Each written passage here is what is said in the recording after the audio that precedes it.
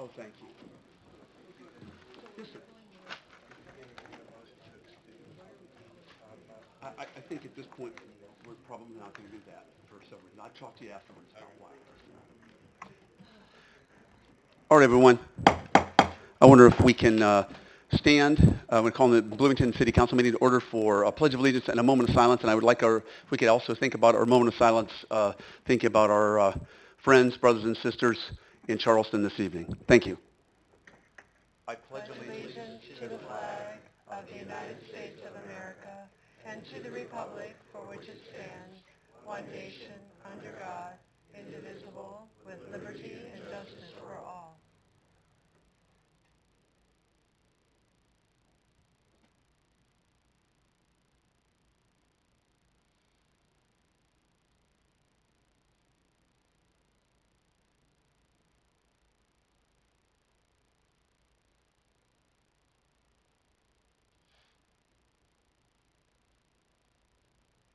Thank you. Madam Clerk, would you please call the roll?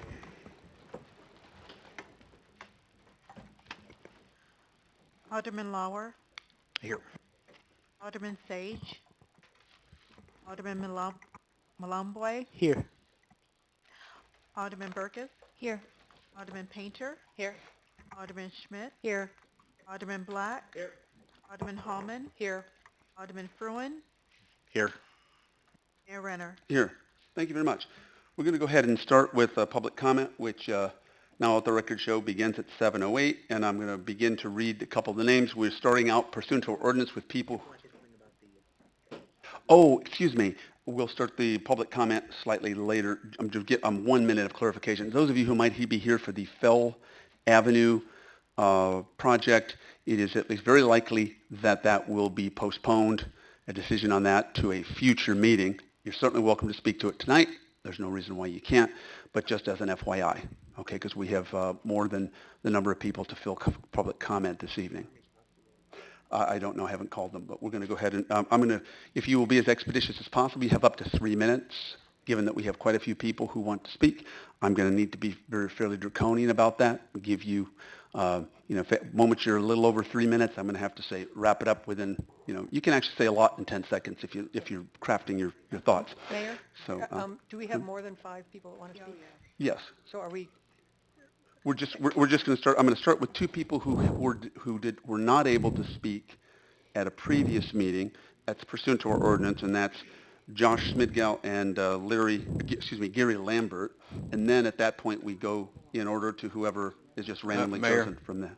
Mayor, I just want to bring your attention. I believe that Deb Mullen and I believe Patty also were unable to speak at a prior. I think it might be a regular meeting. The ordinance is at the last regular meeting. We have Okay. public comment at all meetings. I now, understand obviously. that. Yeah. I just want to make sure that we're being consistent here. And I think that's what we were saying. Oh, it was at a committee of the whole. Correct, Okay. as opposed to the regular, that's what the ordinance states, at least as currently mentioned. Okay? so we, sorry, I'd like to enter a motion that we extend public comment this evening, or suspend the time, Okay. Is that a motion to suspend the rules? to suspend the rules up I'll to 30 second minutes, that. up to 30 minutes. Up to 30 minutes? Okay, is there a second? I'll second it. Any discussion? No. Is that 30 minutes in addition to the 15, 30 minutes total? 30 minutes total. Okay. 15 to 30 minutes. Okay. All right. At this Mayor? point, Mayor, how many Yep. people have expressed an interest to speak? 11. There's 11 people. Okay, 11 total. thank you, thank you. So if you will go ahead and vote, a vote yay would be to vote to extend the rules, suspend the rules, to allow public comment for up to 30 minutes from the point that we start. And a nay vote would be not to suspend the rules. Okay, go ahead. Sure. Okay. The motion carries 8-0. Thank you.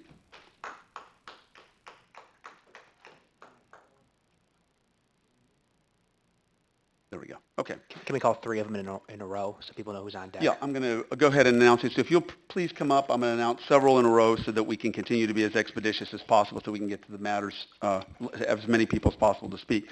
We're starting with Josh Smidgow, and then Gary Lambert, and then Reverend John Rayford, in that order.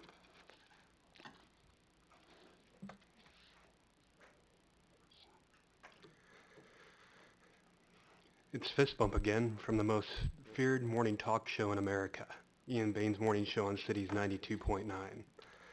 Last time I was here, the mayor, Terry Renner, told the city council that I committed a felony. Since then, the felony charge was found unlawful. Maybe Terry Renner committed a felony when he was practicing law, informing his clients that I was committing a felony. Who knows? Maybe we'll have to ask the state bar about that. I just want everyone to know the morning show on Cities 92.9 will not back down. Not now, not ever. Good night, and God bless. Gary Lambert. And then John Kraft after Reverend John Rayford. Good evening. I'd like to commend the council on the action that they took last Monday regarding the downtown development. The words that I heard most frequently and read were overly risky, and that's as it should be. The city has restrictions on how it handles its cash assets. It's the council's obligation not to burden with future liabilities any other thing with a risky nature. Regarding public comment, I speak frequently, generally on one of two closely related items. One is the council's adherence or lack of adherence to their stated priorities. And right along with that is the levels of spendings which occur, which aren't in accord with those priorities. One last comment, maybe we can get all 11 in. No one on the council has to agree with anything I say. They don't have to like how I present it.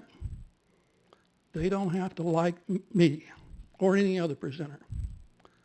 But no one, absolutely no one, deserves to be called despicable, which occurred in Friday's mayoral meeting. Thank you. Okay. John Rayford, Reverend John Rayford. Thank you, Mr. Mayor, council members, city manager. Thank you for this opportunity to be before you tonight. Most normally when I would appear before you, I would be asking you for something. Tonight is not that case. Our Mount Moriah Christian Church family is going to be moving from our Bloomington location back to our normal location, which means we will no longer be at the Washington Street location, the old Bloomington High School. We're going back to 814 Jersey. And I wanted to come before you tonight to thank each of you for being such an amazing blessing to us while we were down here. We were able to get a lot of things done, a lot of ministry work done, lives changed for a very positive cause, and we thank you for joining us in so doing. We'll be across the street in Normal, a little further away, but not uninvolved. So I want to thank you for what you have done with us and through us at our present location, but when we go back to Normal, we'll still be there, and we still want to be a part of the team. Thank you. Thank you, Pastor Rayford. Okay, again, John Kraft and then John Walton and Alton Franklin. Good evening, I'm John Kraft. Thanks for the opportunity to speak. I appreciate the vote to extend public comment time. I'll be brief so we don't cut off the last person that signed up. If the vote to amend the public comment rules comes to a vote, I urge you to vote no, or amend them with only 3 simple items, 30 minutes, 5 minutes per speaker, sign up prior to the meeting. That's all it needs to be. Anything other than that is not enhancing the public's right, their statutory right to speak at a meeting. That's all I have. Thanks. Thank you, sir. Let's see, Alton Franklin, John Walton. I think it was in reverse. I'm sorry. John Walton, Alton Franklin, and then Joe Walden after that. John Walter, 111 Rush Road, Apartment 107. Come here to talk to you about the public comment, proposed changes to that. First part is the changes related to the 2-hour notice. That may be helpful, but there are a number of things that happen in the special session that change and modify items that may compel people to want to speak. I know even Mr. Uhale not necessarily always able to answer on Friday the meaning behind some of the things that are on the agenda for Monday. The other item is the germaneness question that we have inside there. It's probably helpful to have germaneness to that and prioritize things by germaneness, but there are some things people want to talk about that aren't germane. For example, I wish to thank the Parks Department for their help this Saturday with our Juneteenth celebration. And if I may have the audacity to speak off subject, an agenda item, I wish to thank you for coming out to join us for our Juneteenth celebration. Alderman, okay. But those things wouldn't be allowed, and I would be thrown out of here and told to be quiet. So I think probably it is not an overabundance of thanking our very dedicated public employees that is a reason for the changes. But there are some people here that disagree with some of the people here. Actually, they disagree with them a lot. And I think some people find this very disagreeable, finding them to be unreasonable and to be abusing the process. Some people think they're being nasty. I think they may be thinking that they're being nasty-ish. I know you know who Thomas Nass was, and I'm not comparing you, Mayor, to Boss Tweed, but I am saying that public and persistent criticism of public policy and public officials is not uncommon in American politics.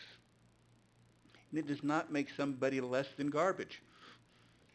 I think that we can fit the time that we need for you to get business going through there without the changes that are listed here.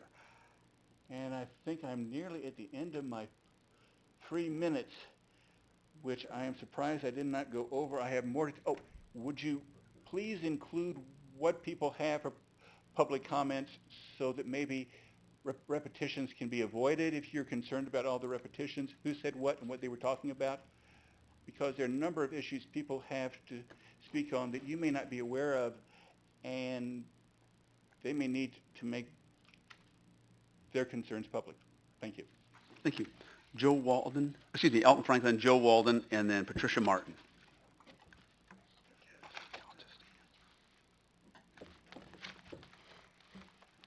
My name is Alton Franklin. I live at 508 Patterson Drive here in Bloomington, Illinois. A couple of things. I'm just curious. It seems like this is a kind of a repeat of the issue with regards to public comment. It seems to be a repeat of not necessarily this specific issue, but it's a problem in search of a solution, or a solution in search of a problem, I should say. I don't know that we've had issues before. I don't know that there's been anything. I haven't seen anybody carted away. I will admit that I'm probably one of the more abrasive folks that comes up here, and I imagine that's how the emperor felt about the little boy who said the emperor has no clothes. That's what I do a lot of times, folks, and that's the reason why I go over it and over it again, because sometimes I just feel like you're not listening, because I say the things I say, and they seem perfectly germane to me. They make sense to most folks I talk to. And then we continue down a road that makes absolutely no sense. One thing I would touch on, I spent 10 years in the military. The men and women that I served with were quite adamant about preservation of the freedoms that we've had. I believe that there was a rhyme and reason to why the Founding Fathers made freedom of speech the First Amendment. we need to be able to speak our minds. And no, we won't always agree. Matter of fact, there's probably going to be a lot more times that we disagree. But simple point in fact, that discourse is what brings us to a point to where we can see it from a different perspective. What makes a diamond beautiful is all the facets to it. If you take a look and you take a different perspective on the things that are in front of you, and I'm not asking you to, Alton is speaking the word of God, or the eternal universe if you're one of those that doesn't believe in God. But simple point in fact, just listen to what I've got to say. I honestly believe that one of the greatest things that I've done in the time that I've been up here, and it's been going quite a while now, I would really like to feel that people have gotten a little bit more comfortable with speaking to the things that they have issues with, the things that they are concerned about, the things that need to be addressed, the things that need to be done. And really, when it comes down to it, that discourse is an eminent part of that. And we need to have the ability to stand up here and say, Mayor, that's just wrong. Alderman Mulambe, that's wrong. You did a good job, Alderman Black. Great job, Mr. Pruitt. Those aren't on the agenda. And really, we need to take a look at that. Thank you. Thank you. But again, Patricia Martin, Joe Walden, and David, I'm not sure. Grenwald? Grenmeyer? Okay. So Patricia Martin, Joe Walden, and David Grenemeyer, I guess. Okay, thank you. Sorry about that. Thank you, and thank you, Alderwoman Howman. It's fascinating to watch our laws being formed and reformed in the House and Senate in Springfield, for obviously they affect all of us throughout Illinois. It's also interesting to see how this work is done not only by the senators and representatives, but by people like ourselves who travel to the Capitol alone and in groups to advocate for their families' and communities' needs. A case in point is a woman from Chicago that I met in the House gallery last week. Her daughter has epilepsy and runs the risk of having her funding cut by the current administration. The mother has been coming to Springfield for several weeks now, meeting legislators, so they will, and I quote, see that I'm a human being, not just a statistic. And she's also doing this with the support of her employer, and I think this is a wonderful story to pass on to all of you. The legislators also advocate for causes of particular concern to them. Senator Iris Martinez gave a strong plea for the continuance of the community care program, which is a home care program for the elderly, as she has a family member who is dependent on it. And the results are still undecided, so advocacy must continue, because about 40,000 people will lose their aid if cuts are made. And I think the Panagraph had a story on this just a few days ago, a front page story, which I hope all of you will read. So there are laws, past and present, to protect us, but they need support and they need periodic implementation, which is what all of us can offer as well. I also want to mention the House amendment sponsored by Senator Barrickman, which increases penalties against those who abuse older people financially and physically. This is an obviously significant amendment and was passed unanimously by the Senate. It's apparent that we are making progress in our city and county, but how do we bring these laws into effect so that they are not manipulated or ignored? Therefore, it is ultimately up to all of us to make sure that the laws are available and are understood, and to keep an eye on the people who run our institutions. The Water Department situation, I think, is a current example of a success in this area. For by doing so, we will not permit our communities to be crippled by those who lack the knowledge, the compassion, and the ability to run them. Thank you very much, all of you. Thank you, Patricia. Again, Joe Walden, David, it was Grenemeyer, then Kirk Allen, and then last, Bruce Meeks. Council, Joe Walden, 302 Hillside Lane. Two things. I think one of the rights of our founding fathers bestowed upon us was the right for public redress of their two public officials when they felt that they had been wronged. The other one is, as we said in the Pledge of Allegiance, justice. And I think that's what we're looking at tonight. I think this particular ordinance that you're looking at limits the public's ability to grieve, basically, your actions and your comments and your decisions. Because if you make it germane to what you're talking about, that takes away the public's ability to talk about what they want to talk about. And we are in a society which prides itself on justice, and it's justice for all, which means that we are all equal under the eyes of God. And that means that if I have an opinion, I should be able to address that opinion, whether you think it is germane to this council meeting or not. I think that's only just. The second thing that the next thing I'd like to talk about is a little bit of transparency.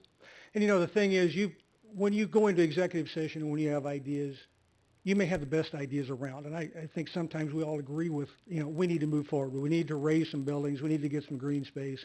Don't think we need to build a hotel. Think we need to repair the roads. Think we need to get some jobs. But on the other hand, those are things that some transparency from you rather than a come meet me at 4:30 on Friday night if you want to, have dialogue with me one-on-one, or just say, well, you can talk about it on Monday for 3 minutes, is not exactly transparency. You can't just put out the budget, here and there, and you can't put out things 3 days before the meeting, which 2 of those 3 days are a weekend, and expect the public to come and say, gee, let's have some dialogue. People work. If you want to dialogue with people, then take one of these meetings, sit around the table, mayor, council, and let's have that dialogue on a Monday night, when we can for a couple hours, rather than when most of us are working or trying to go home or trying to figure out what we're going to have for dinner or some things like that. So what I'm advocating now is justice for us all, both sides, to hear each other, but not within the 3-minute time period or at 4:30 on Friday night. Let's make the council, let's make the budgetary, let's make the meetings, let's make what you want to do. This is not the Union of Soviet Socialist America yet, okay?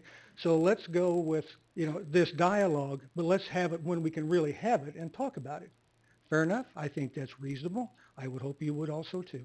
Thank you. Thank you very much. Can Kirk Allen and Bruce Meeks?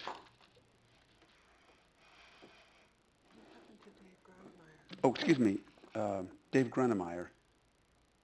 I apologize. Dave, come on up. Sorry, those got mixed up. Thank you, Karen. I'll be real quick. Sure. I was just going to speak in support of the committee's recommendation on the Fell Avenue project, or whatever they're going to do with that property. And I live near there, and I would support the committee's recommendation and not spot zone that. So that's really all I have to say. I'll be very quick. Thank you, David. Okay. And then, again, now, Mr. Allen and then Bruce Meeks.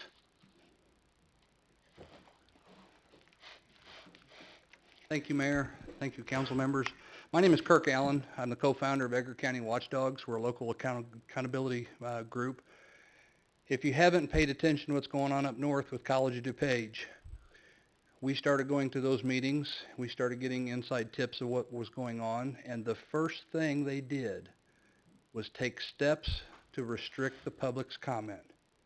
That was their first step. About 4 months after they did that, we put 500 people in their meeting. People need answers. I know not always during a meeting is a time for those answers. I know in the county statute it outlines they have a right to ask questions. The Community College Act says they have the right to ask questions. The legislative intent was to get answers. By doing that, it allows the people to know what it is you're thinking. When you don't respond, they have to assume, and their assumptions may be wrong. They may be completely off base because of their paradigm of the way they think things should be or should not be. And it's that dialogue and communication that is so important. The gentleman before that spoke about justice for all, it's so important to recognize the people's right to speak, and when you trample it, I promise you the first thing that you're going to find is a resistance to everything you do, whether it's right or wrong. It's been the path that we have seen for at least the last 4 years. Let the people speak, give them the time, address it. That openness and transparency will buy you so much more credibility. The other thing that won't happen if you don't do that, and I promise you, the attorney will hopes that you probably go the other way, because people are going to file complaints, they're going to file lawsuits, and it's going to put money in his pocket. He doesn't care. I mean, seriously, that's the way it works. I understand it. We don't need that. It's the taxpayers' funds. It's so simple to have a good, honest dialogue and move forward in a positive direction, no matter what side of the political aisle that you're on. At COD, we saw something that was tremendous. Whether it was any race, I don't care what it was, we saw every race. We saw liberal, Democrat, Republican, conservative, Tea Party, Union, every possible ethnic background, sexual orientation, all united at those meetings because of what was going on. It was unbelievable. The people are awake. Respect their time. Thank you. Thank you. And then Bruce Meeks.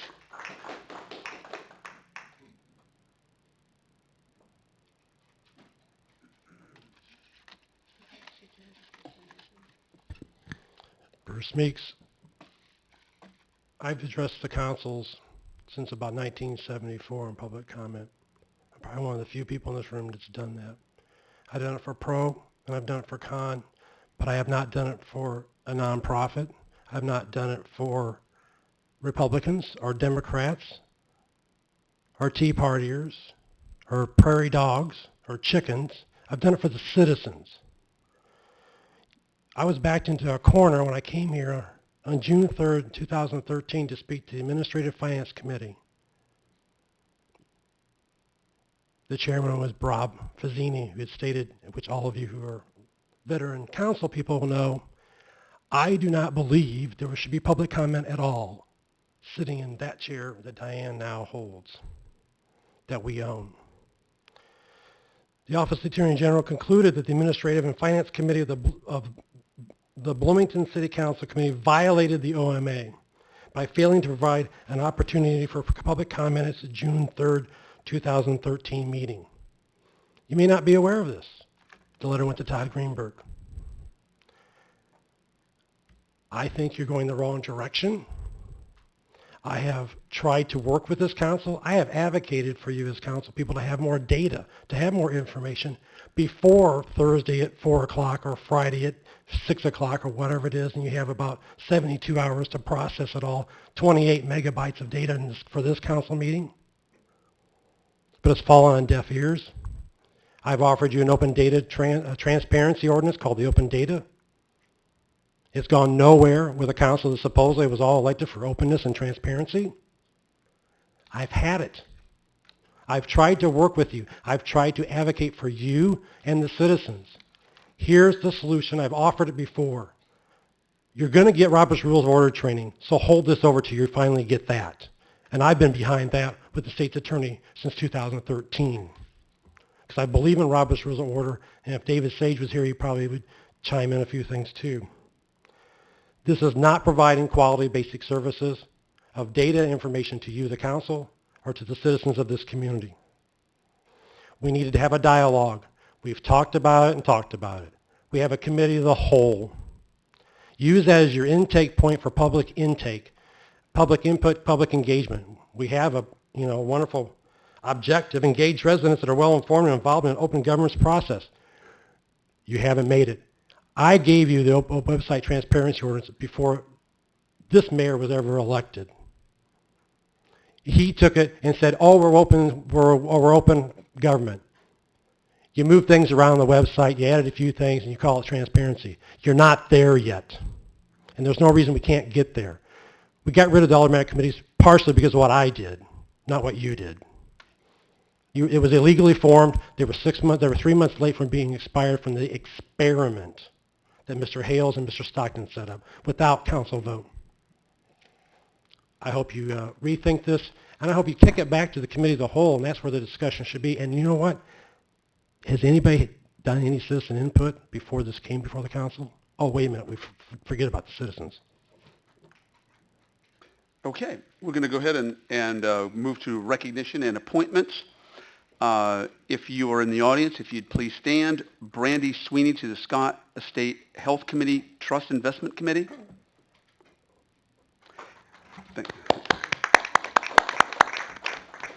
Eric Penn to the Board of Fire and Police Commissioners. Susan Albee Grant to the John Healthcare Commission. Susan? Well, maybe we can give her a round of applause and abstention. And then Dr. Donna Hartwig to the John M. Scott Healthcare Commission. And we'll give her, again, another round of applause and extension. Okay. Next, we move to the consent agenda. Are there any items that any members of the council would like to have removed from the consent agenda before we take a vote on that? Yes, sir, I'd like to pull 7J, please. 7J, all right. Any other items? Alderman Fruin? Mayor, I would normally make a motion first, but can I ask a question? Of course. And that is with regard to the appointments, 6C. Were those applications shared with the city council? They are not really, again, the John Scott, we really don't approve them. I don't make those appointments, and we don't really approve them. If you want to clarify, Jeff? Right, with those trust and governing documents, those are names provided to us by other entities, and then we're kind of a pass-through to make that formal appointment. And that's true with the Police and Fire Commission? No, that, Yeah, those Just as should have the been made available. yeah, that's, Uh, my comment's just in regard to the, Yeah, John M. Alderwoman Scott. Schmidt said she thought she saw, I mean, I know we got Eric Penn's application a while ago, but I think the, So is the rest of the council saying that everybody's seen that application?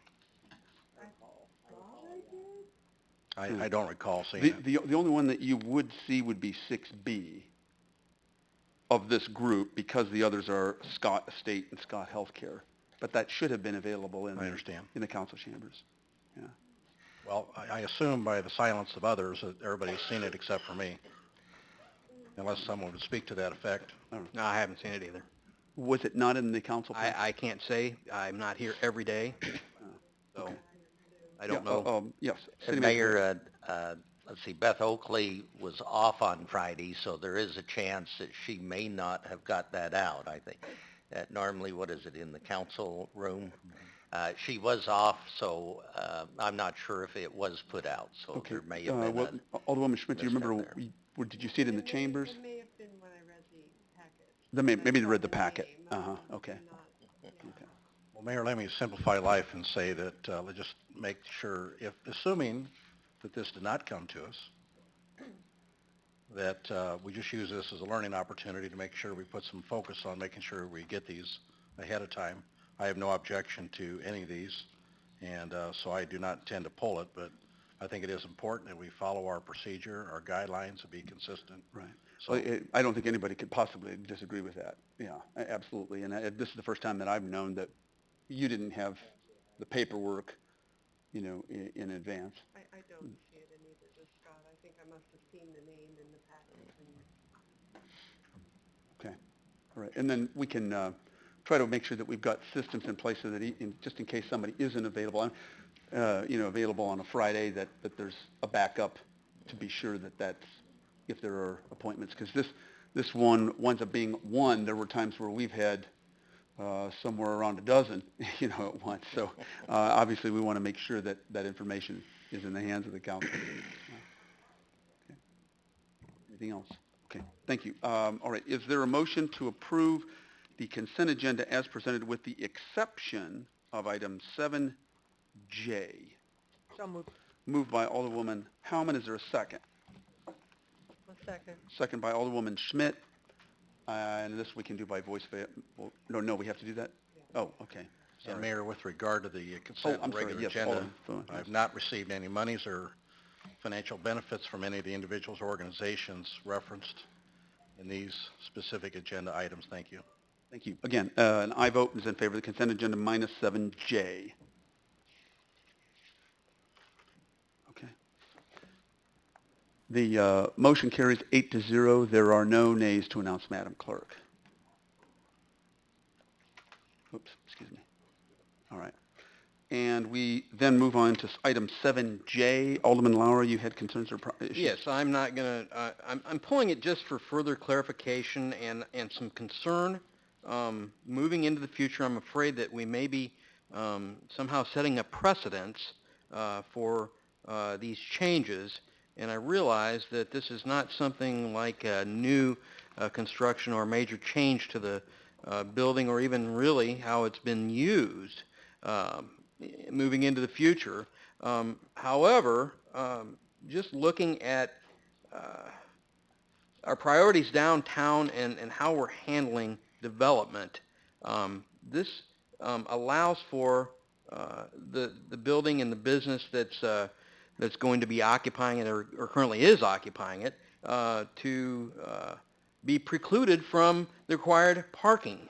And I just want to draw attention to the fact that, in two items prior on the consent agenda, item 7H, we talked about another 245,000 plus dollars to maintain one of our elevated parking garages. That's small compared to what we have and probably will be spending on the Market Street elevated parking garage. And you know, who wants to go through what we've gone through with the Coliseum's parking as well? It just seems to me that and certainly I don't want to talk against the current business or the current ability for them to operate, but it is a concern, David, that we're going to be allowing this to go on in other areas, and we're extending the general business district without the applicable amount of parking. And that it just seems to me that gets more and more expensive as we move on. I don't know, are there any comments or you're just going to? No, I think you bring a valid point. That was, included in the council memo, the discussion by the planning commission. Unfortunately, because of the development of the downtown, it developed at a time when the automobile was not the normal means of transportation. So that's one reason why we have, four parking garages or three or four of them. And going forward, it is going to be a constant fiscal challenge to help meet the parking requirements of the downtown because many of these properties do not have on-site parking. And to go underground or aerial, things like that, that is going to be a high cost of the city to continue to provide that. So it's just the nature of how that downtown area was developed and the need that they do have. That's a good point. Do you foresee any other current projects on the upcoming agendas that we might be having to address the same issue? Yeah, I understand why we're trying to end some of these spot zoning issues, and we're trying to encompass things and make it a bit more proper, I guess.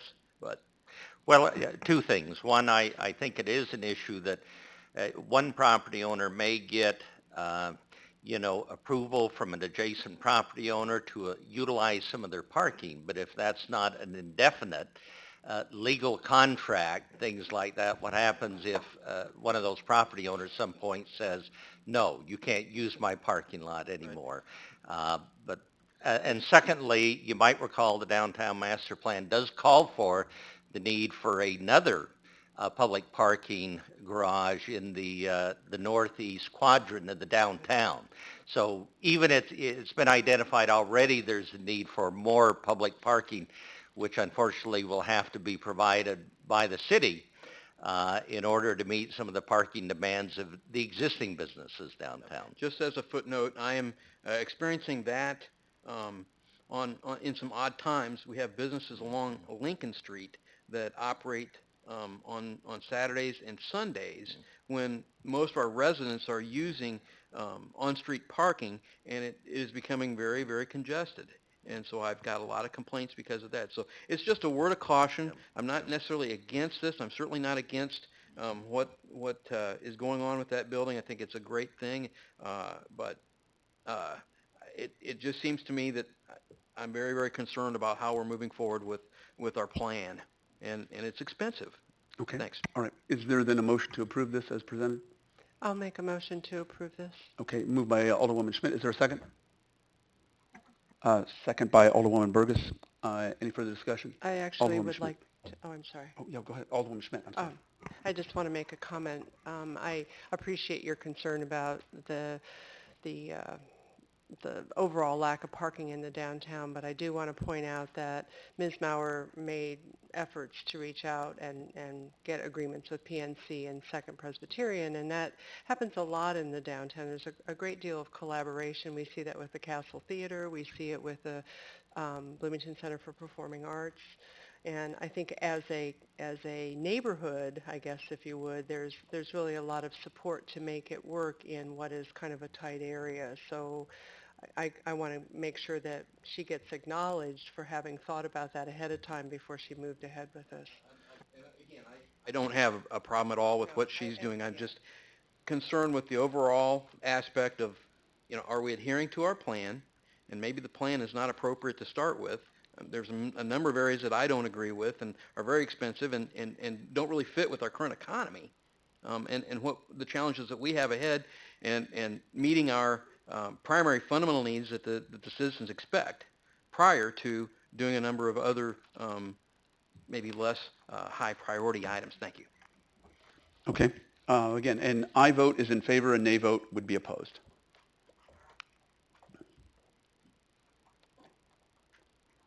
The motion carries 8-0. There are no nays to announce, Madam Clerk. Thank you. We then move right along to the first item on our regular agenda, 7A, consideration denial of an ordinance for case number Z04-15, requesting approval of a rezoning from an R1C single residence district to R2 at 1314 Fell Avenue. Okay, that's okay. Well, we're going to go ahead and I'm going to turn. You don't know that. Well, we may have an issue here. Hold on. All I want to do is just see if you want to give a courtesy comment to the audience if they were here for the consent agenda that's behind us, been approved, if they would care to leave. Right. If you're here for the consent agenda, that's true. But you're welcome to stay to be informed about your local government, of course. I'm going to before we begin this, I'm going to ask for, is there a motion? Yes, pursuant to the petitioner's request, I move to table this issue until the next regular city council meeting. I believe he'd like to try to work out a few issues before bringing it back to council. Is there a second? A second. Second by Alderwoman Schmidt. Is that the first meeting in July? I believe so. Okay. So it would be 3 weeks from this evening for everyone in the audience. Okay. And so, sorry about that, Tom. You did come forward. Mayor, would it be out of order, since we've got all the folks here to listen to this, can we have a quick review of the facts as we know them right now, so that folks at least are a little bit more informed? Do we have time for that? Well, yeah, Alderwoman Schmidt, she was for being recommended. Tom's benefit, because you're looking like, what just happened? I'll be here in July, too. Well, we're glad about that. But I think Bobby had decided that he wanted to have more conversation with you about other options. Right. So what's in front of us isn't necessarily what we might hear. Right. So I think what we can do is, pursuant to all this, I think we have this listed as a 5-minute presentation. So I think what we can do, correct, Mr. Juergens, we can go ahead and have the 5-minute presentation, and then we would, even though we have a motion on the floor. Yeah, the problem now is you've got a motion on the floor, and I think you probably need to act on that. On that one? But, I'm sorry. Are we out of order to go back and have the presentation if the motion carries? I wouldn't be interested in having I'm what sorry. we're discussing now. Yeah. I think you could probably, you're continuing the vote if you want to go back and have the presentation. Then we're good. Yeah, so I guess I would weigh in, if I wouldn't want to have a discussion as part of this discussion for a presentation that may not be accurate for what's going to happen in 3 weeks. Yeah, so I wouldn't want to waste Tom's time and such. It may be a different proposal. Yeah. The petitioner is going to nothing. speak to you about working within the current zoning I'll come back with even a better PowerPoint than the one I was going to do. I want to see light up gifts. So do we? So I'd like to just vote. Okay, well, let's go ahead and vote. This might be a moot point if this fails. Let's go ahead and vote. An aye would be to postpone this to the next council meeting, which would be the first one in July. The motion carries 8-0. There are no nays to announce, Madam Clerk. Excuse me. Sorry. There we go. And what's our pleasure in terms of the presentation? Because if he's going to work within the existing code, then this might be moot. It's in your ward. I'm looking to you for a little bit of clarification. And you're an attorney, too. No, I don't. If you could speak with. I would say that it would probably not be the best use of our time. Okay. All right. As long as we're okay. Thank you, Tom. Sorry. Thank you. Mayor, could I Yes, please. Just for the health of the council, I'd just like to ask Jeff if he could weigh in on this, because just from a procedural, let's see, the Planning Commission or the Zoning Board of Appeals did act on an application which had a lot of specificity. If in 2 weeks that application changes, does that then pose some procedural issues for this council if they're going to be looking or reviewing something that was not specifically the subject of the Planning Commission, Zoning Board of Appeals review and action by voting? That's right. It may need to go back to the Plan Commission or a recommendation to go back to the Plan Commission, but I think the applicant's going to meet with Tom so they can talk about some of those issues. Okay. Everybody clear? All right. Thank you. Let's move on to item 8B, consideration of approving an ordinance amending the public comment rules at city council meetings for the city of Bloomington. And we did provide a little bit of clarity. Mr. Jurgens, I was going to call you back up, but you didn't even bother to stay. Mr. Jurgens had prepared some information that were similar to how other communities actually throughout Illinois have public comment, including our neighbor to the north in Normal, looked at McLean County, but all cities throughout the region. And let's make it clear, there's certainly nothing more important than transparency and trust in government. And I don't think there's any exaggeration to say that we're leading the state. We got an award from the Illinois Policy Institute a year and 4 months ago. We went from an F to an A+ from the Illinois Policy Institute, and the raw scores were 50.7 to 97.1. That doesn't include the fact that, as far as I know, we're the only city that I know of that has a regular mayoral open house on Friday before a Monday city council meeting. That's one of the many things. I just came from the U.S. Conference of Mayors. Nobody that I've been able to find has one, and that's important. We sit around that table over there, and if you've got issues or problems, if you want something solved in real time, that can happen, and very often we do that. And that the award also doesn't include the Citizens Academy that we had, or the change, or having a Citizens Summit, town hall meetings, all the things that we respond. I've always had an open door. I do say that I can't say anymore that I would meet with everybody. If you're suing us, I can't meet with you, right? But absent those kinds of things, you get answers. I've always said, if you want something, if I can give it to you, we'll get the information. We certainly have a culture of responsiveness that has been very different. I used to spend time, even 2 years ago in my first few months in office, there were lots of things, particularly in code enforcement, that were really mind-boggling in terms of the problems that we had. We now have a new team and new responsiveness. I think in all of those areas I think we've done very well. We've come light years. There's no city that I know of. If you've got one, I'd like to know, because I'd like to find out what else they do. I'm sure we could learn something else from them. But what we have tonight, because we've had situations where people have been promoting their own business or even candidates, those things have nothing to do with open government.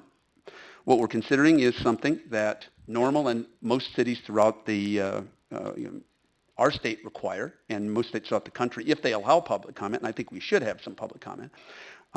Just to note, people talked about constitutional rights. There's no state legislature in the United States or the United States Congress that allows public comment. And it should be done at the local level because we're smaller, we're closer to the people. Not every large city council even allows for public comment. So I've found it to be sometimes useful, but of all the things, mayor's open houses, talking to people, one-on-one, appointments in my office, town hall meetings, I've found to, by and large, the least effective means, because there tends to be more public posturing than actual commentary. Again, if you want answers, you can get the answers. As long as we can legally give them to you. If you've got a problem, we'll try to be on top of it. So that's kind of just the quick backdrop of why we're here. The particular proposal that Mr. Jurgens put together, he was given sort of broad contours. It doesn't mean that I or everyone on the council will support every element that's in it, or that even the council will support this evening. But that was the impetus for this, to have public comment be more productive. Because let's face it, when we're here, this is a business meeting. We're supposed to be here to act, right? Doesn't mean we don't also listen, but there are many other much more productive ways for us to listen, more productive times. Again, I've found the best way is when you're sitting across from somebody and you can get them immediate answers, even if it's not at the open house. If 4:30 to 5:30 isn't convenient for people, if there are other times, then Let's get direct answers. Emails are just notoriously bad for really trying to understand, people's intent. So they're very bad means of communication. So what I would suggest is that just given the backdrop of why we're here, some of the broad concern, this ordinance is virtually identical to what normal has, as I understand, not quite. Not quite. If you could just kind of clarify where that differs. Excuse me. Sure. Some of the initial questions were trying to go to an ordinance like what normal has, with the focus being that normal requires the speaker to speak on an issue that's on the agenda for it to be germane to the agenda. Some of the other differences with normal is they've got a rule that says if you speak once, you can't speak for another 45 days. I did not hear anybody on this council advocating for a rule like that. They allowed 2 minutes instead of 3 minutes for public comment. I did not hear anybody saying they wanted to have less public comment, and they also maybe have 10 minutes instead of 15 minutes at their meetings. Again, I wasn't hearing anybody talk about wanting to decrease the amount of time given for public comment. What I did keep hearing was, what about having public comment germane to the agenda items? So that was the principle that we kind of took focus on and tried to implement in these revisions to this ordinance. The ordinance would provide that the public comment has to be germane to an agenda item. We put some provisions in there about advance notice. That is, normal requires 2 hours advance notice to the city manager. McLean County requires 24 hours advance notice. Where communities have gotten in trouble in the past, specifically, is if they're requiring notice that goes beyond when even the agenda has to be posted. Well, McLean County had that, right? Right. You and had to tell them what you wanted to talk about before. McLean County had a 5-day notice requirement. Well, the agenda isn't even posted, or doesn't have to be posted until 48 hours before the meeting. So it's kind of hard to know what you're going to talk about before that agenda is posted. What we are talking about is we have in here currently a 2-hour advance notice requirement, and in talking to the clerk today, we may even suggest that go to 4. The reason for that is not to make it harder for people to make public comment, but there's a lot of problems when we've got meetings starting at 5:30, and then another one at 6:30, and staff going from one meeting to the next. And just at this last meeting, the clerk had to leave the township meeting to go kind of start getting public comment cards. So it's really more of an administration thing.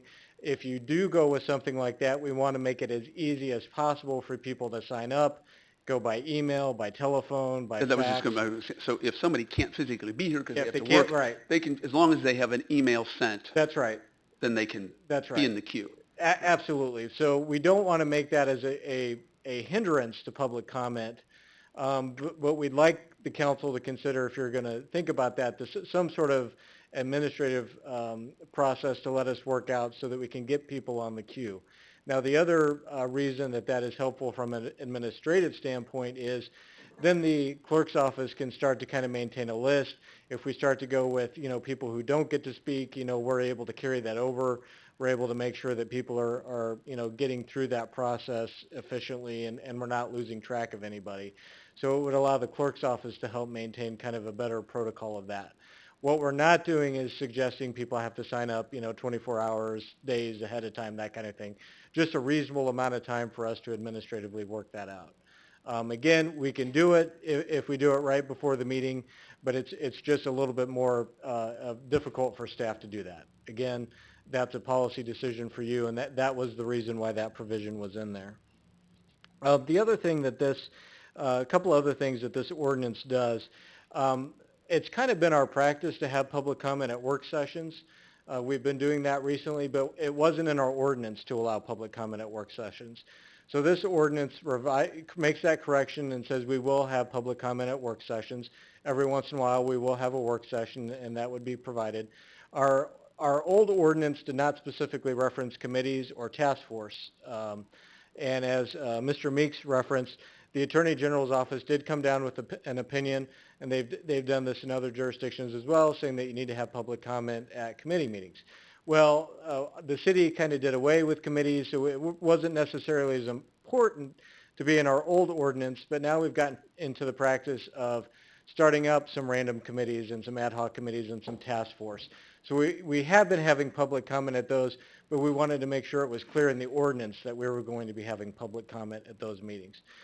Finally, the other big change in here is that we would provide that if you speak at a previous meeting within 15 days and you want to speak at another meeting, then you would you'd still be able to speak, but only if time allows. And that would be a provision that would encourage those who haven't spoken before to kind of make sure that they're getting their turn. Again, that's kind of there are different ways you can handle that. That's just one way that we've talked about in here, and we can look at other ways to handle that as well. The one thing we want to make sure is that we keep this fair and across the board. You do not want to play favorites with anybody. You do not want to get into a situation where the rules are one way for some people and another way for another set of people. Everybody's got to be treated fairly. You have to make sure the rules and the regulations are reasonable. And you, as one of the speakers said, a common statement in Attorney General opinions is, the rules really need to further public comment. What are they doing to encourage public comment? So we're not trying in these regulations to discourage public comment. What we're trying to do is make some revisions based on some of the comments we've heard, which is really kind of a repackaging to make sure that they are germane to the agenda items and help with the flow of your business meetings. Now, we have talked about there are many other ways.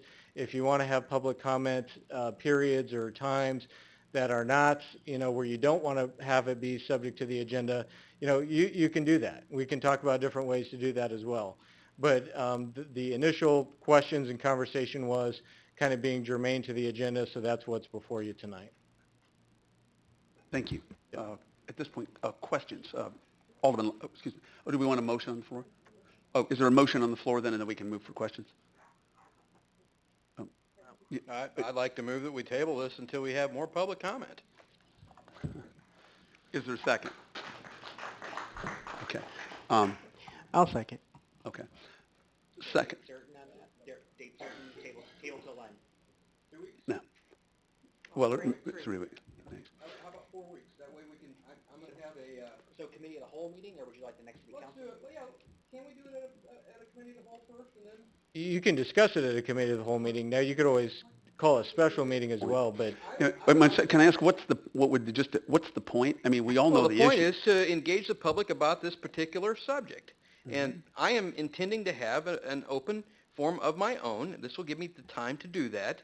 I have a number of people in Ward 1 that are knocking on my door about this. And so I am reacting to their request.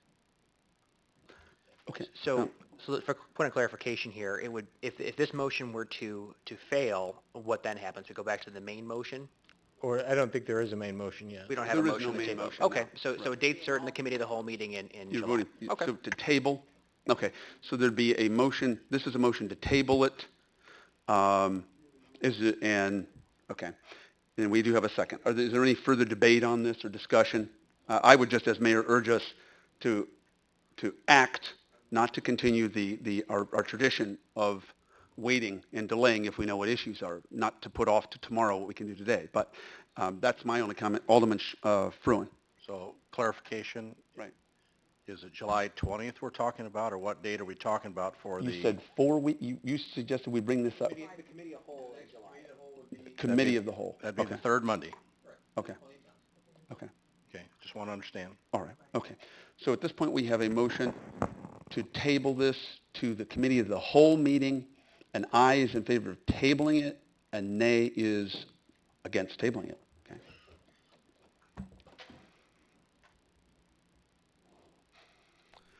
Okay, there is a 4-4 tie. 4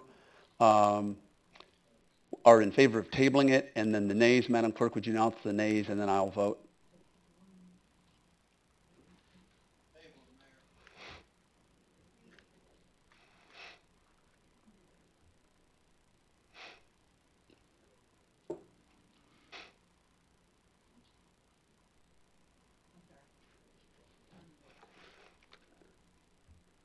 You want to go ahead and announce the nays? The nays.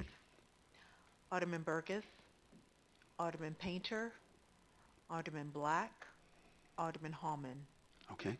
And I am going to vote nay. I think we need to act. I think we know what the answers are. We know what the issues are. And we can certainly amend what's here. Excuse me, we were quiet when you spoke. There is some degree of decorum. This is exactly the problem that we have. Thank you. So the motion fails 5-4. Mayor? Yeah. I'd like to make an alternative motion. Go ahead. I'd like to move that we approve with a couple of stipulations and amendments here. Number one is that we remove the 2-hour notification time limit, that we continue on the process that we currently have of the 15 minutes prior to a meeting. Number two is we remove the provision about making the speaker stay germane to the agenda topics. I think it should be free to speak about any topic. That we add a clause stating that if anyone is promoting a specific sale or service of any type of product or company, that they could be deemed in disorder by the chair and removed per our usual process. And then we clarify specifically that if someone is not able to speak due to time restrictions, that they move to the next meeting that matches the one that they're speaking at. So for instance, if I'm bumped from a city council meeting, I move to the next city council meeting, not the work session to work session, committee of the whole to committee of the whole, executive session to executive session.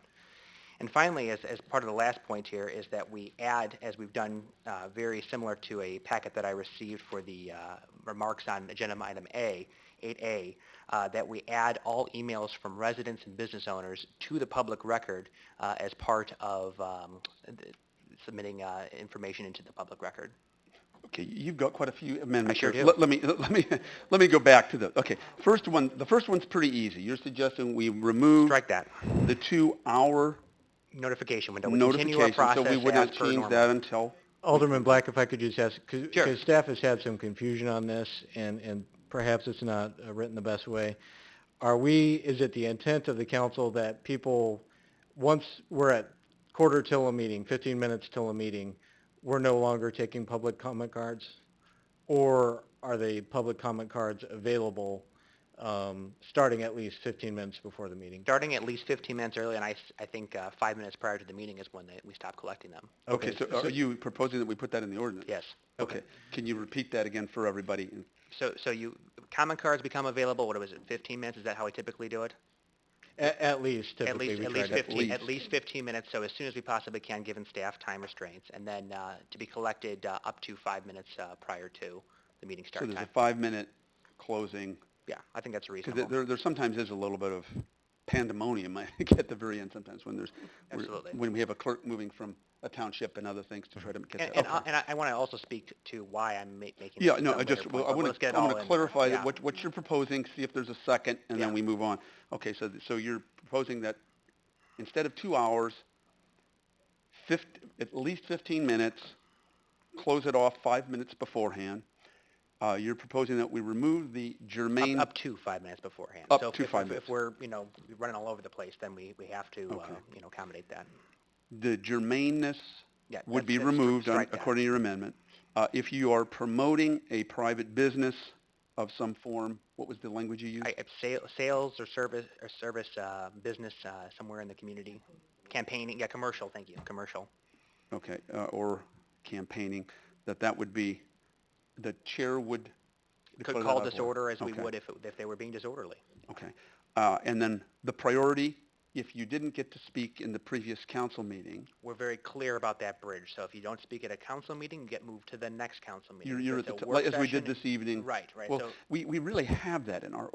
No, we can clarify I want that to be very crystal clear. You want it to be clear. So for instance, if I am bumped at a committee of the whole, I don't get put on the priority list for the next council meeting because that's not what I'm saying. You'd get bumped for priority to the next committee of the whole meeting. So committee of the whole or council meeting. It's just very That's clear. how we've interpreted it, but I would agree we can make that That's very clear. And that was, Gary brought Okay, that so up. making the priority clear, and then the last one's a little more complicated, right? Right. And that is, you're suggesting that all emails then between... Sent to citycouncil@cityblm.org, Okay. so our group distribution list, Right. be made part of the public record. Okay. So if someone's unable to speak and they want to get their point added to the public record, they're more than welcome to email us at that address, and that is added on into our record. No, there would be some sort of redactions that would be necessary? I mean, that's consistent. We don't have to put that in the I'm ordinance. wondering if we couldn't have a separate email address just for that. I'm open to that. Because we have folks that want to communicate with us, but don't necessarily want to communicate with the public as a Okay. whole. Okay, let me adjust that. I want to But allow those are for... subject to FOIA, even if they don't want it Of to be. course. Right, right. So It we doesn't create mean that they would be. public comment at cityblm.org, and if you want to, something like that, and then Public all of comment those, at cdblm.org.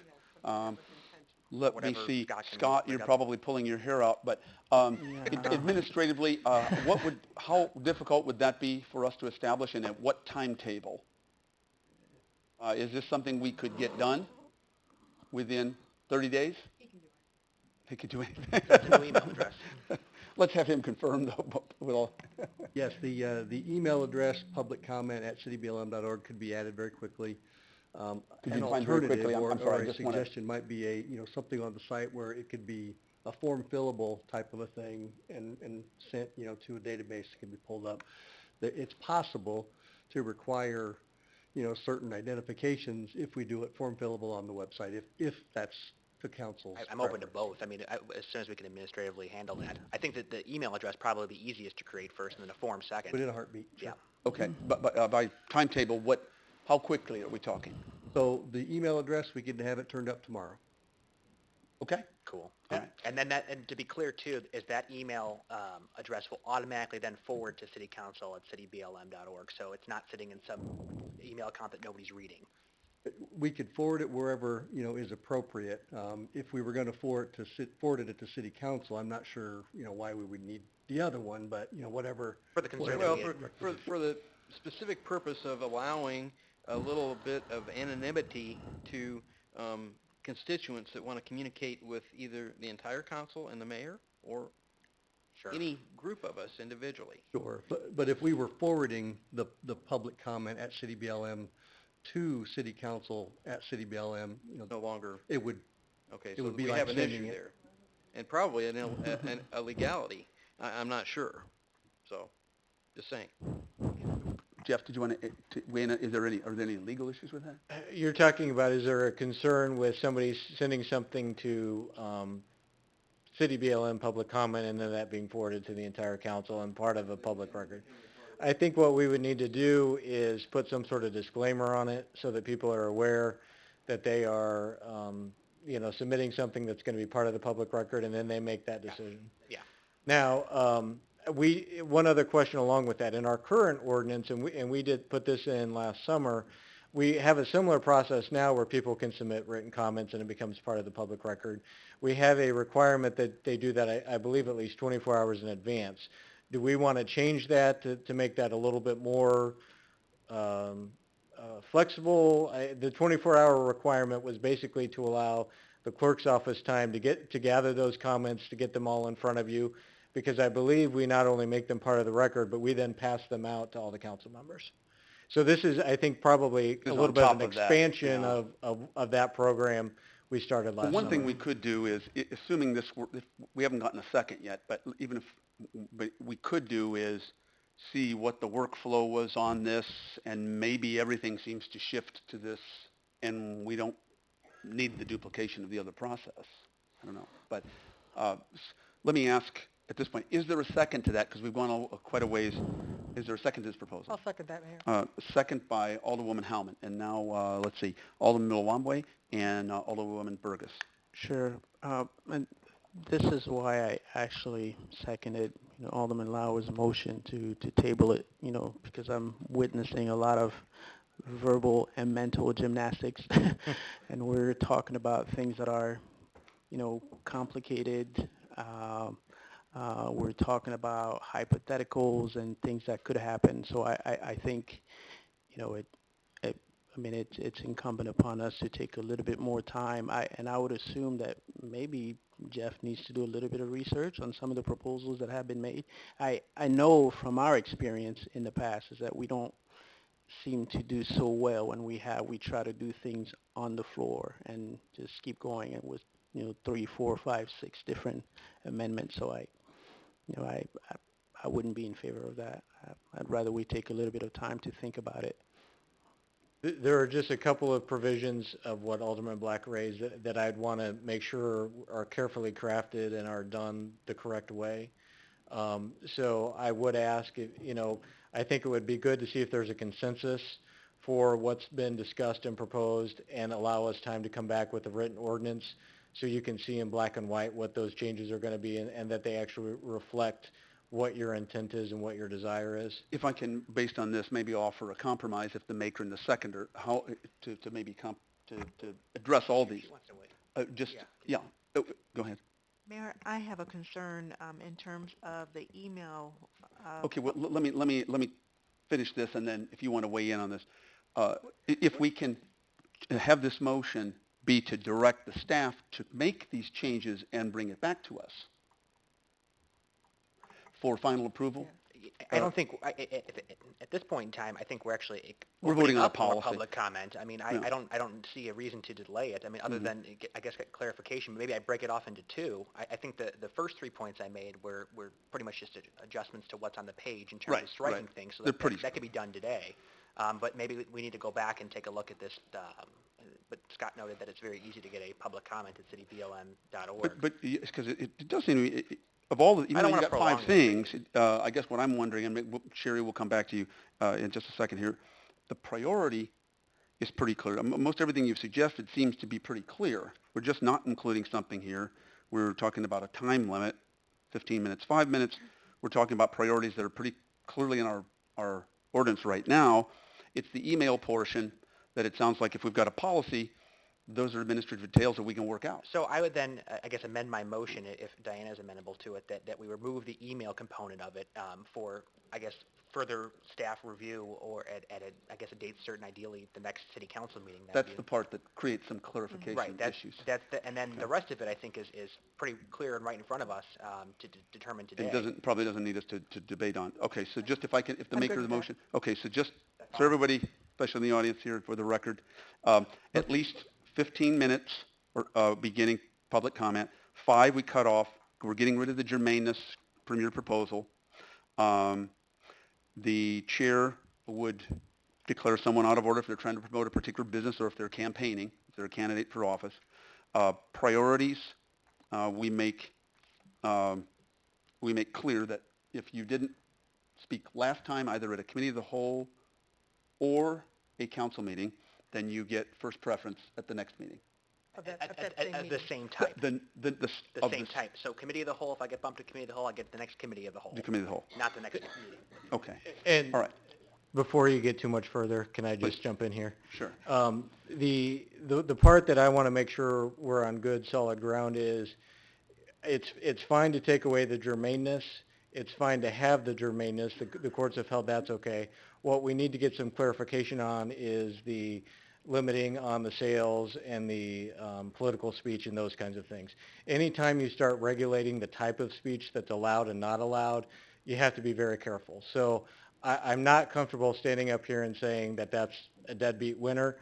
I know we've looked, my office has looked into some of that in the past, and I think there are some ways that we can maybe address that, but that's going to take some careful consideration. So if we're getting away from the black or white germaneness or not, I would also ask for some time to bring that back and present that to you in a more formal manner.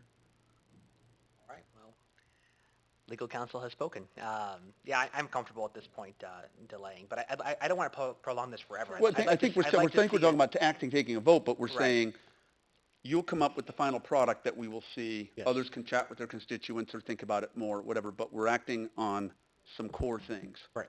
Okay. And I want to make this to go to a regular city council meeting as opposed to a committee of the whole whenever it comes back, because I like the idea of us actually voting on something concrete as opposed to having a nebulous discussion on. I can have this ready for you at the next meeting if you so desire. Cool. Okay. So then there's my motion.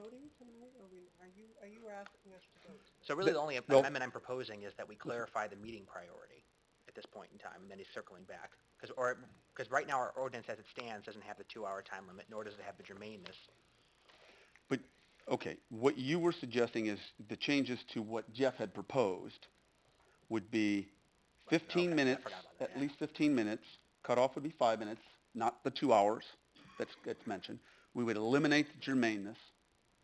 And there is the promotion of a campaign or promotion of a business campaign that we'd work out language on, but that the priority would be clear If you didn't get to speak at the last committee of the whole, you come to the front of the line, the next one, or regular council meeting to the next regular council meeting.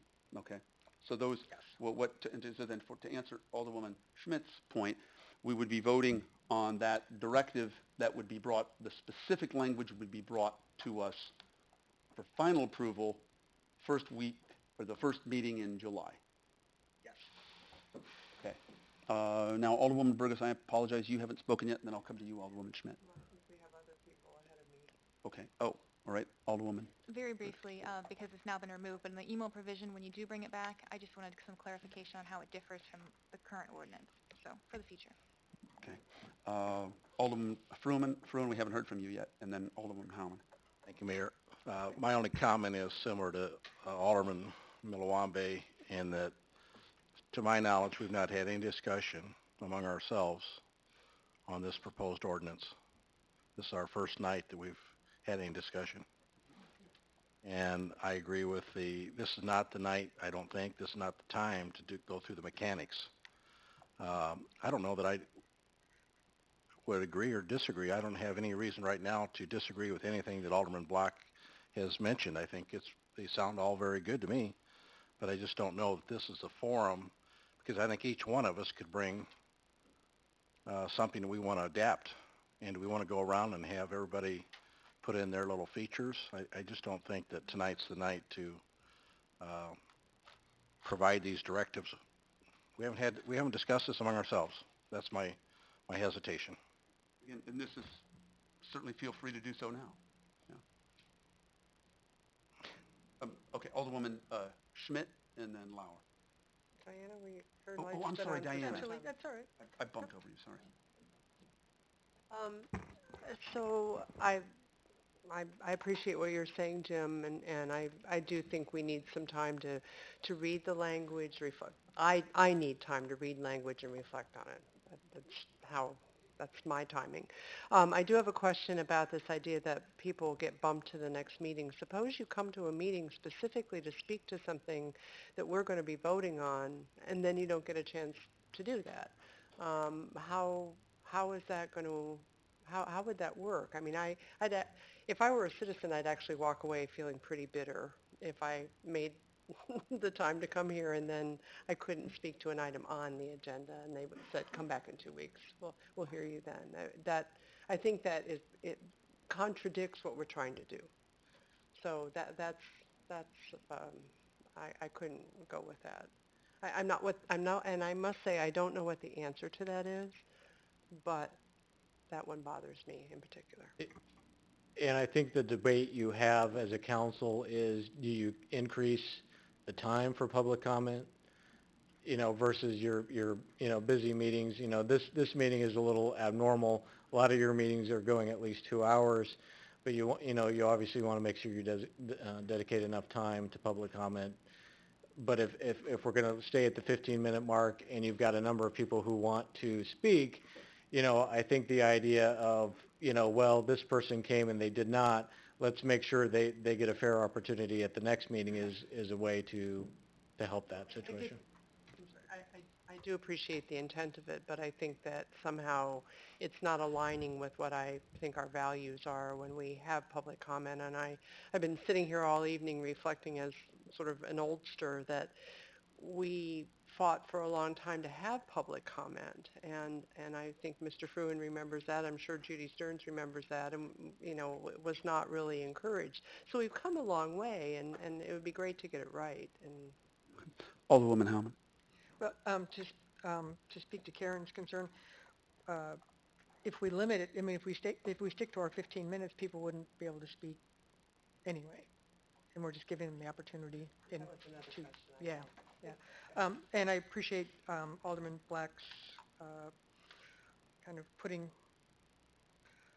words around some of the things that I've been thinking of, because we do have numerous ways to share facts, feelings, and frustrations with City Council and staff, and Mayor's already mentioned a few of those. I did some research on cities similar size to ours, and it runs the gamut from 5 minutes to unlimited time per person, 15 minutes, 30 minutes. I mean, it's all over the board. And I just want to say that there is one aspect of the way Normal conducts public comment that I do appreciate, and that's when it comes at the end. I'm not saying we should do this, but when it comes to the end, at the end, at least residents would perhaps stay for the entire council meeting rather than coming and opining and then leaving. That's just a personal comment. But we're not Normal with a capital N. We have earned recognition for our transparency, and I believe we need to continue to encourage people to speak, to, again, not necessarily to things on the agenda, but without promoting their own business, their own candidacy, that kind of thing. So that's all. Okay, Alderman Burgess, actually you haven't, Lauer and Burgess, okay. Well, I think, this makes me step back and really look and reflect on why I'm here.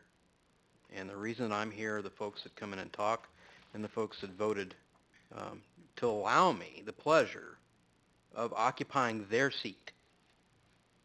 And I think that deserves the proper amount of honor. I'm not sure that we step back and think about that when we get into these discussions. I think we could go a long way having a discussion like this and not actually making a new requirement. Having a suggestion to stick to the point, be more germane, not promote a business without actually putting the teeth in it and limiting anyone. There are times when certain of these things are going to be limited, and I'm not sure that we all would necessarily agree that they should be. And so, again, we're here to serve at the pleasure of those that elect us, and I'll sit here all night. I've said it before. If that's what folks want me to do, I will do that. I have no problem with that. My time is limited. My employer has allowed me, and I'm sure yours have as well, the time off to actually come and partake and spend a lot of time and effort on the city. And so the public needs to understand that there are a limited number of folks that would actually come up here and do what we do. And so keeping it to the point and making the suggestion that we kind of follow the suggestions that we've made tonight, I think can go an awful long way. We're all adults here. And yes, some of us do get out of line at times. That's human nature. But I think that we can probably come together and have those discussions and have public comment and try to keep it to a minimum and stay to the point and not promote necessarily a business, et cetera, for the most part, most of the time, without actually having a law that says you have to do this and this is the limitation. Thanks. Alderman Burgess. Yeah, I wanted to give my own personal experience in regards to something that Alderwoman Schmidt brought up a little while ago, because I shared this concern with this idea that by limiting the amount of time, we could limit the ability of some people to speak on timely issues. And I was concerned about that as well, but I think tonight is a good example in two ways. Number one, if it is an issue where we know there are a lot of people who have concerns and comments, we can suspend the rules. Number one. Number two, there was an item on the agenda, although it got held over, that was specific to my ward. And knowing that there might be a lot of commenters in the public forum, I reached out to people who I knew wanted to speak or to have their opinion known and encouraged them to use the email process, which they did, I think very effectively, because council does receive all those emails. And so there are other ways of making sure people have the ability to speak, maybe not in person, but to send in an email. And I think that was very effective. I mean, one of the residents went and got a bunch of signatures and submitted a petition. So they really were able to come together in great number and make sure that their voices were heard, despite the regulations we already have in place. And number two, while I understand the desire to give this the amount of time that is necessary, and I support that, I'm not certain how much time we really need. These changes are relatively minor with regard. We're not instituting an entirely new ordinance or regulations. We're making very small changes to an existing ordinance. So I hope that we can, look at, depending on how things go, look at the suggestions coming back from Mr. Jurgens, and then make a decision and move on, because we have a lot of important issues that will require considerable amount of council time and public input to really focus on. Okay. Alderman Black. I just want to call the question. Okay. All right.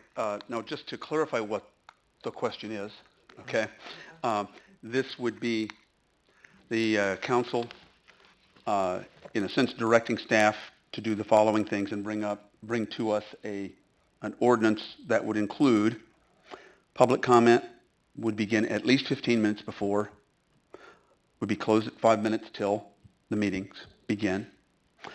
We're not including anything with germaneness, in some language promoting particular businesses or candidacies, that the priority system would be clear, although there are some issues I think that Alderwoman Schmidt makes. I think it's, but anyway, that would be the other piece to this. The email portion was not in the motion. That's something that we can continue to explore. Okay. So if you vote in favor of this, it would be to make those changes, direct staff to make those changes, and bring an ordinance that would be approved in its final form actually in 3 weeks. Yes. Correct. Okay. Quick question. Please go ahead. But if you vote to have the staff work on it and bring it back, doesn't mean that you approve whatever they bring it back. Right off the bat. Yeah, we don't have the specific language yet. Right. Yes. Okay. So I just want to make sure that's clear. Right. We don't have the specific language. Right. Right. And So to me, my vote would be to have the staff work on it, because Jeff may very well find out that there are things that may not work out. well, at least on that one issue. Yeah. Right. The others seem pretty clear. That one may not be. Right. Yeah. So, because I'm where you are in Boca, so this vote is for us to ask Mr. Jurgens to develop this ordinance, but we're voting to ask him to put some work into it. We're not voting to approve all of the concepts. Right. Well, I think if you don't want any, if one of these concepts you think are not appropriate, then I would vote no. Again, it's the time limit, 15 minutes, 5 minutes. It does not include germaneness. So if you were an advocate of germaneness, that wouldn't be there. Promotion of particular businesses or a candidacy, and then the priority. So if I don't happen to like the priority, I should vote no. If that's a deal breaker to you, I would think. Yeah. I mean, Can I- ultimately, at the end of the day, it would, when something's brought back to us, that's what we'll see in 3 weeks, whatever you bring back. But I thought I heard Jeff say that he's a little concerned about limiting in terms of businesses and candidacies and things like that. Well, I think So that's what likes to look I into- think that's why we're not actually voting on the substance of this, because he wants to work out language, is what I understood. The commercial speech is one thing, the political speech is another thing. We're just going to have to... Yeah, I'm not married to the political speech one, but I conceivably could come back and say, we can't do any of this, and that's part of that's part of the staff backup documents. Right. Yeah, he's working on it so we can confirm. And if I'm not out of place, I would encourage you at this point not to get bogged down on the details. We can bring back, I think I'm understanding the core ideas that you're talking about up here. We can bring back the ordinance with those core principles. And perhaps if you're so inclined, if staff can make other suggestions on ways to improve it, we will do that as well. If you don't like those suggestions, we'll take them out.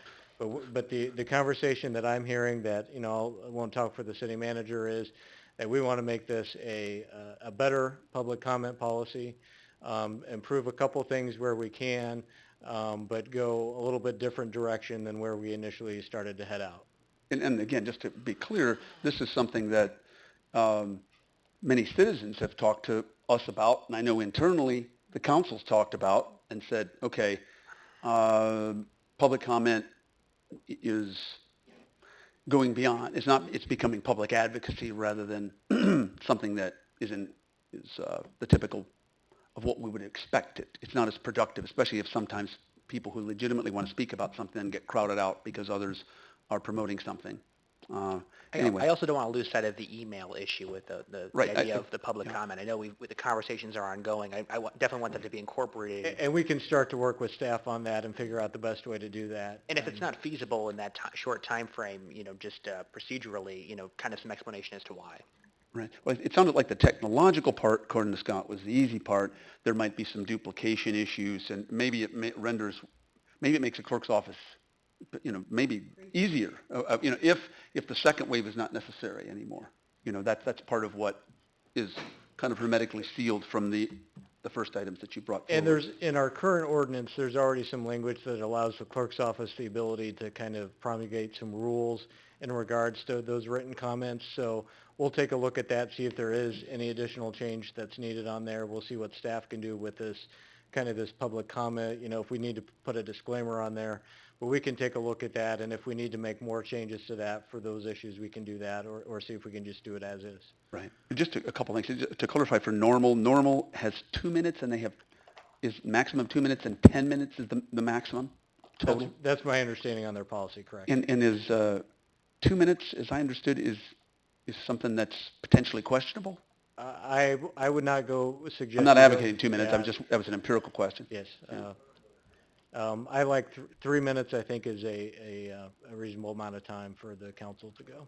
Is that tends to be consistent with what it's usually either 3 or 5 minutes. Office wants? Yeah.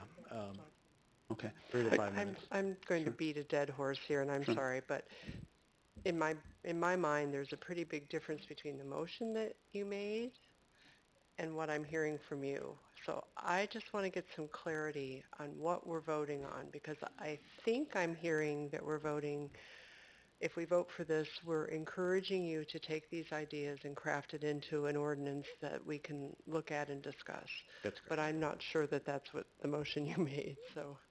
Yeah, it's a little different, but I want to give staff the opportunity to make sure that we're all square and there's no issues with what we're trying to propose here.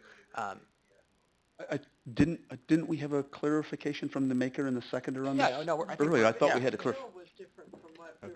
Right. So conceivably, if you're not on, what we're doing essentially is taking what I guess that I'm thinking of as the original framework for this discussion, and then giving some more additional feedback to staff to then come back with a ordinance. And if we don't like it at that point in time, we can vote it down. Right. Exactly. But this gives us some more kind of, you're getting a sense of where we're all at. Yes. This was the first of a two-step dance. Yes. Yes. Okay. I think City Clerk Lawson had some comments to make, and we didn't hear. We didn't circle back to that. I think part of it's because we took the email stuff off the agenda, but go ahead if you wanted to speak to that. Thank you. Thank you. It's just regarding the email process. It is my hope that with this emailing of the public comment is that the clerk's office is included, so that we can maintain a record of those emails, because if the public is emailing the council, it is unlikely then that our office would then receive that email if the emails are just going to each of you. So if the clerk's office is included in that process as well. Sure. It seems like that would probably be an easy thing to accomplish. Scott's nodding as a technological. Alderman Fruin. Thank you, Mayor. It seems like everybody's trying to clarify what we're saying. I think I've got it. I've got to believe that some of the people in the audience are trying to figure out what is it they're talking about and what is it they're asking staff to do. So I guess here's where I'm coming on this before we vote. I think I need to explain that I'm supportive of further staff efforts to clarify some of the concerns that have been expressed tonight. Here's what concerns me more than anything. Is this a great example of the difficulty we have as a council to talk among ourselves, talk with each other before we come to a council vote? And to give Scott credit, he brought things to the table, but this is the first night that I've heard of them. Somehow, each one of us needs to do a better job of sharing our thoughts and opinions before we get here. You know, the Open Meetings Act throws a challenge to us, but somehow we've got to work these things out, share ideas publicly, post them, whatever you want to do before we get here. I don't know how long we've been at this, probably 45 minutes, but we've got to do a better job ahead of time. My vote tonight is going to be support further efforts, but it's not all-inclusive. Other comments? Just to some degree of clarity, and we did talk a little about the county. In fairness to the county, although I think it's not our model. In my 12 years on the county board, there were years that would go by where you had not one public comment in the main meeting. That doesn't mean that it's good or whatever. It just means that was the reality. The way they function, though, is that the committees do most of their work. But I can also say that except for the Justice Committee that I was chair of, we rarely had public comment even at the committees. But in fairness to the county, in other words, the real work groups, the main decisions are at kind of the committee level. So their major meeting, whether it's good or bad, tends to be maybe more efficient than some of us would like. Anyway, any other questions, comments? All right. Again, an aye vote would be in support of this. This would be brought back in 3 weeks with specific language as developed by staff.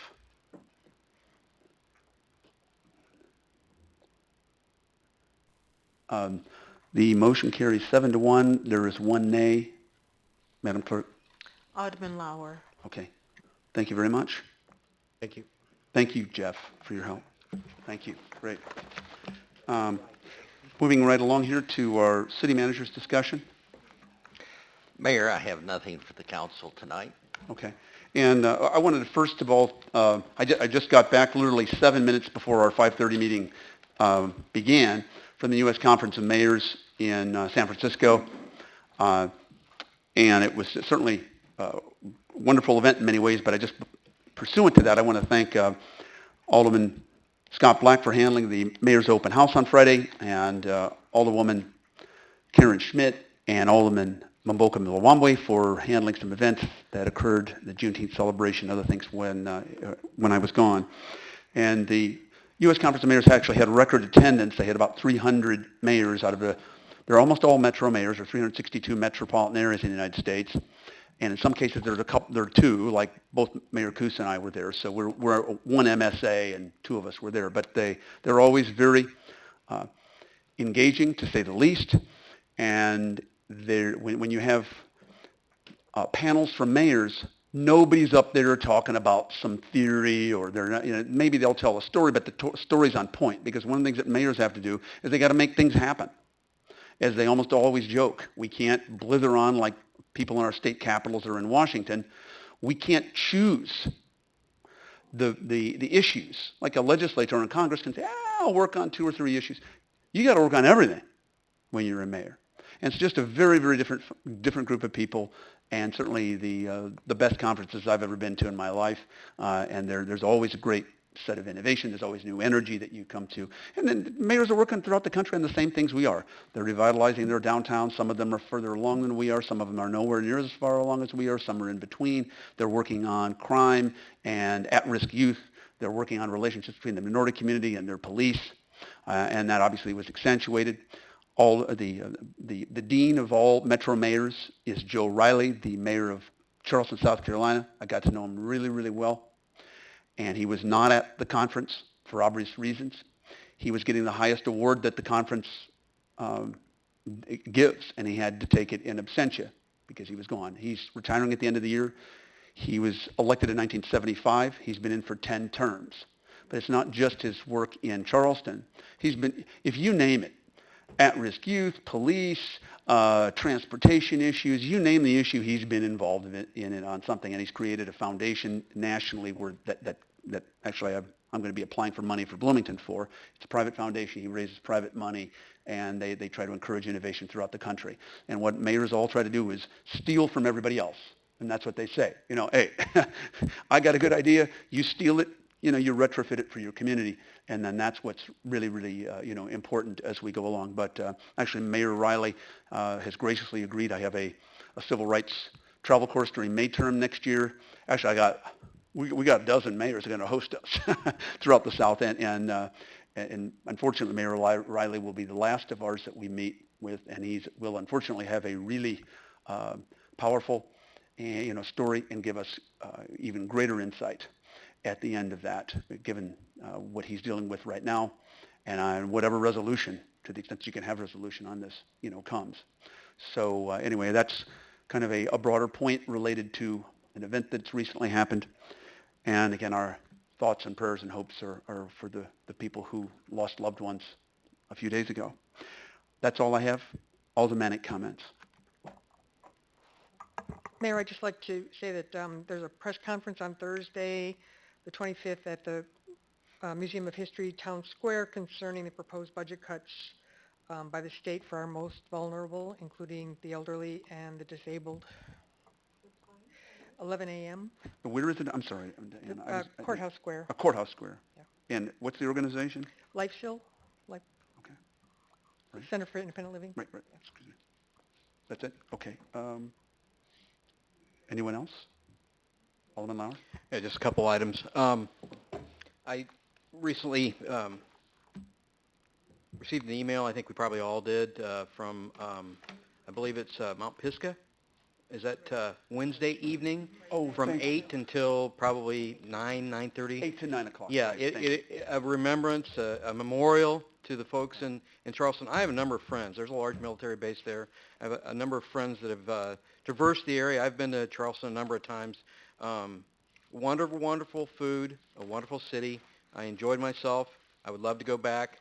I think all in all, there are a number of very, very patriotic American people, and I want to support what they're doing to try to bring their city together. I think that's part of what we are here too, and I think they're showing some real leadership and a togetherness and a community.